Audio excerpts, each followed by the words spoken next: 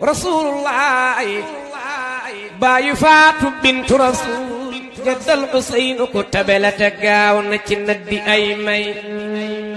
rasulullah gën gi mindeef ku lay way du maytu fen te wax jalu way war Muhammadu Lamin sune yaa fi gën yaa gën keneen ku dul ñun fa haqqan qiila wallahi yastii te yaa taxitam tawuk ceeboo ki ceppal saxal am ñax saxal gàncax ku nuy bay lu waay mënoon ci yàlla bu dul woon ak Mustafa du kon am loola moo tax yow yaa yoo ay way ji wax rëy na kenn du ko wax ku dul sayyiduna Muhammad nekkoon ñu alaka ñuy way ak ka koy way ji wax suñ ko nammee wax jëm su dul yow bu dee Zaydan bu dee Amran mu di bi jay fa dhalika kullahu haqqan li hada ku bëgg sayyiduna Muhammad na jóg taxaw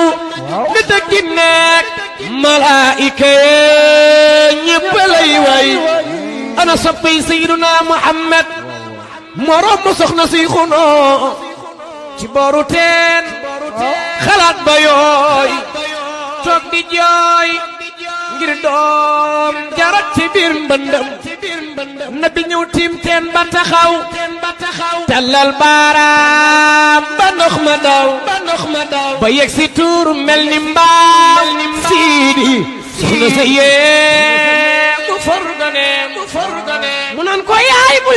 lii mun ëllëg na may jëlee min dee sarata basal jana galay dogalam Cheikh Hadj Abdoulaye Sy Malick nee na butaa annabi fardi wa nafli wa sharabi wa munyati wa ghidaa'i mawdusi huwa bayti wa zamzami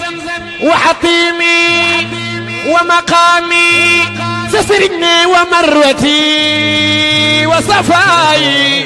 تفسير يسربي خبتي خبايا بقيعي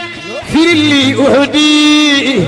صفتي كم دمائي حرمي مشعري مذابي وركني حجري قبلتي وكأنت غنائي هو حلمي مسعايا